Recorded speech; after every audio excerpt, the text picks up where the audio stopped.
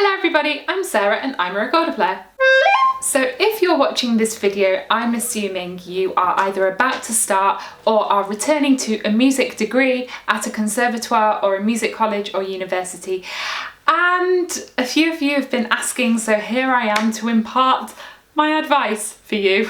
I have been there and I'm basically going to try and tell you what I wish someone had told me, and this is just my experience, so free to discard anything I say. The first thing is to say congratulations, this is amazing. If you're about to start studying music, you have achieved an amazing thing.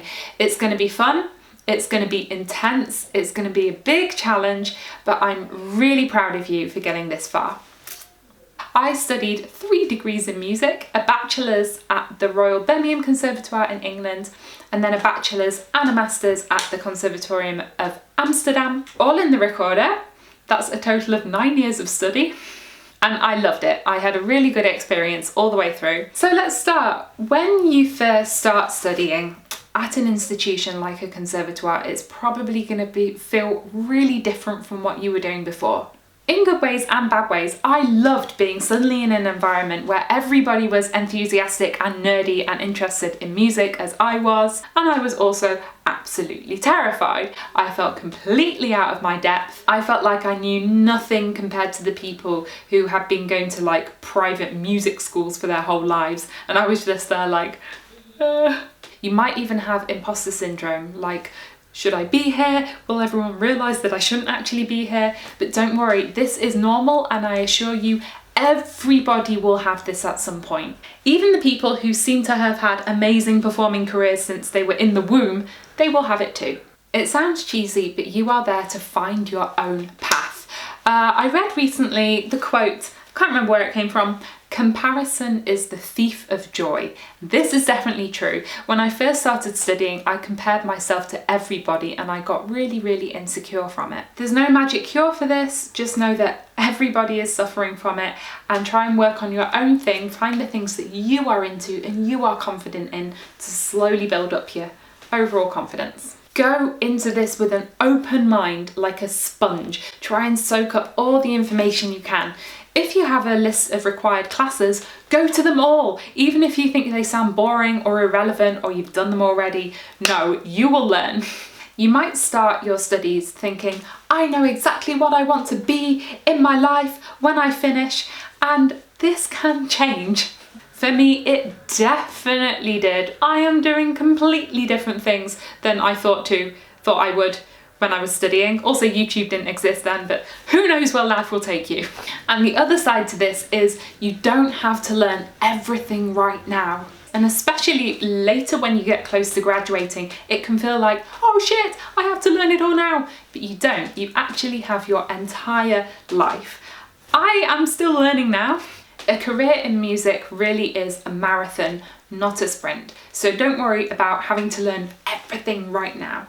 And by the way, if you're listening to this thinking, I have no idea what I want to do when I graduate, don't worry. Most people don't. I had no idea what a career in music could look like. I just knew I wanted to start, and that is enough. Don't worry if you're not immediately the best. I think a lot of us musicians have a bit of big fish in a small pond syndrome. Before I went to study music, I was pretty much the only recorder player I knew. I was therefore the best recorder player that I knew, and had a bit of a shock when I got to music college and everyone was amazing.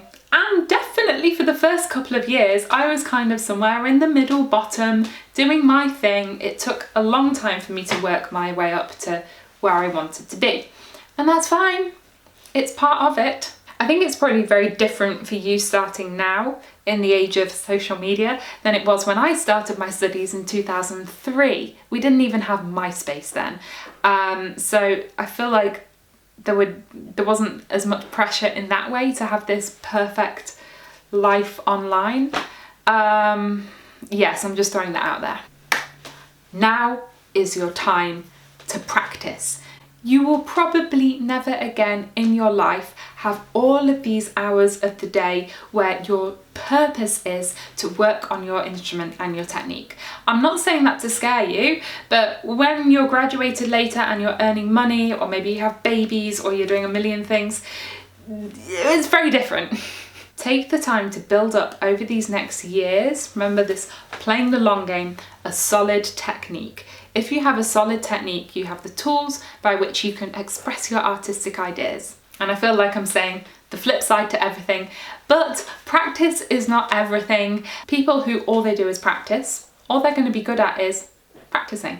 Over the course of your music degree, you are not only going to learn to play your instrument, but to interpret music and work with other people and set up concerts and start building a career and teaching and conducting and arranging and listening and being a general adult person. So don't worry if you're not spending 40 hours a day in the practice room. So it's finding that balance between practicing as much as you healthily can to get everything done that you want to and keep developing whilst staying healthy and motivated. Easy, right? But you know what? This balancing act is part of learning to be a person. You probably are also moving to a different city or even country. Maybe you're living on your own for the first time. So I'll also say, get some perspective.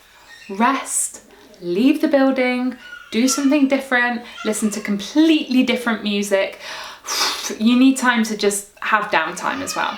Conservatoire is an amazing place to be, but it can be very, very competitive. There may be people who will make you feel like you are only successful if you are a performing soloist, superstar, preferably in front of an orchestra, and if you're not doing that, then you've failed in music.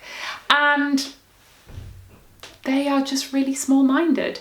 Of all the people I've studied with, I look at us and we have an amazingly diverse range of careers, and that's absolutely fine. Studying music is really unique in that you have a very, very strong one-on-one bond with your teacher. I remember being like, oh my God, what will my teacher think of this? Will they be angry because of this? And hopefully they will really push you, but they also want you to succeed. If you're worried about something or not feeling good about something, please communicate this with them. Open communication is really important. And they're also human beings as well. I remember stressing immensely about something my teacher would tell me to do and realizing later that it's just one idea of doing something. It's something to try, and it's not the end of the world if that doesn't turn out to be the perfect, way of doing something. And I'll also be really honest with you. If you feel like you've started and some months or years in, you feel like, it's not for me, that's also fine. Funnily enough, a huge proportion of my friends that I studied with have now become doctors. You develop so many different skills outside of playing your instrument when you study a degree in music, and these are really applicable to other things later on in life. So if you later decide to go away from music, you've not failed, it's just been part of your journey. This is an important one. Do not be ashamed if you have to have a part-time job at the same time. In England, I could have student loans. In Amsterdam, I had to support myself financially alone. And I was quite jealous of my friends who didn't have to work. But having to work is nothing to be ashamed of. It actually taught me to really be efficient with my time, to plan carefully. I also got to learn Dutch at the same time. Cultivate now a habit of being punctual and prepared. Especially if you're living away from home for the first time, you're going to be responsible for planning your day and making sure you get there on time.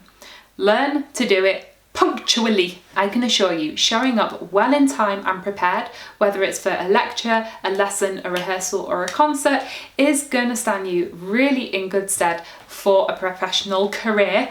God, I sound like a careers advisor. But it's true, that skill is as valuable for your lifelong career as being able to do this. You will be amazed how much energy all those hours of practice burns. Seriously, sitting for a few hours in the practice room feels like I've just run a marathon. My point is this, you need to eat. I'm telling this to 19-year-old me who was always desperate to lose weight for no discernible reason. You need to eat.